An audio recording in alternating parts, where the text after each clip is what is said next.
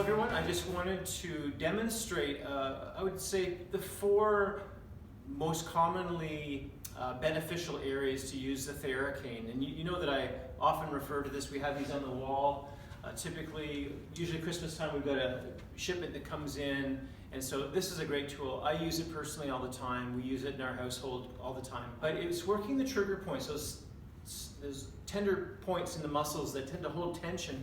And by putting pressure on those trigger points, it helps to break the spasming of these trigger points so that you can then stretch the muscle and help the muscle to relax better and have a longer effect of your stretch. So it helps to get rid of a lot of tension in these areas that I'll be showing you. So I'll cover 2 areas in the upper part, so one in the shoulder, one in the neck, and also one in the low back, and one in the upper part of the glute. So anyone who works on a desk, just on the computer, their phones, shoulders get tight. The levator scapulae muscle, which is the muscle that attaches right at the edge of your shoulder blade. So I've got the tip of this right on there. Basically, with a Theracane, you hold your hand on the top one. Don't squeeze, no tension in your arms, just pressure with your hand, hold that. The bottom hand is the one that's doing the work. The bottom one is actually pushing. So find the sore spot and you'll feel the trigger point. When you're on it, it's really sensitive. Then hold the top hand and push the bottom hand. And that will direct the pressure into the trigger point. If I'm up on top, I just change my angle. I hold and I push like this. If it's back, more on the flatter part of my back, you see the angle of the Theracane. So I hold here and I push with my bottom hand.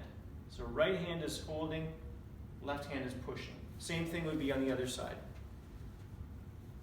Hold, bottom hand pushes.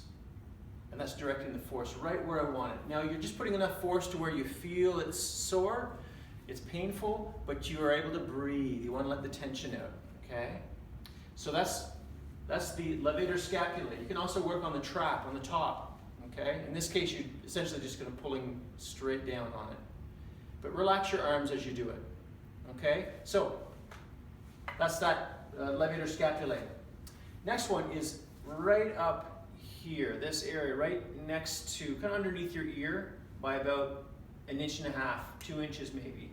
And that's a very common trigger point for people. And here, again, holding with my top hand, pushing with my bottom hand, and just feeling that pressure on it. Each one of these you should hold for, I would say, 45 seconds or so. You can hold it longer. You can wait for the soreness of it to dissipate. And then after you've done that, I always recommend that you work on some of the satellite areas as well around the main trigger point. Work on a few satellites, and then afterwards, always, you'll stretch it. The stretching is reminding the muscle of its true length because it's been used to being balled up, okay? So we've covered the levator scapulae.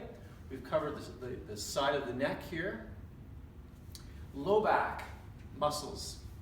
Okay, so coming in, from the side, we have these what are called the erector spinae muscles, the big muscles that are along the side of the spine, on either side.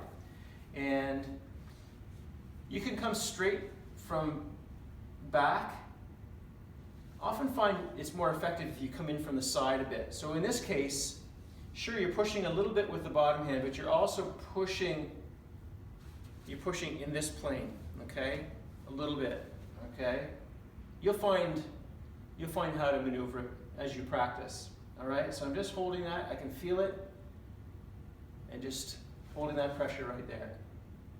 Okay, so those are the erector spinae muscles. You also have the quadratus lumborum muscles, big erector muscles. We're using them a lot.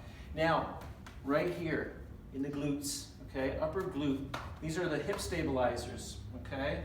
If you don't have hip stabilizers, your hip does this, but they tuck in to keep you nice and tight as you're walking, okay? But they hold trigger points, and you're gonna find them out in there, all right?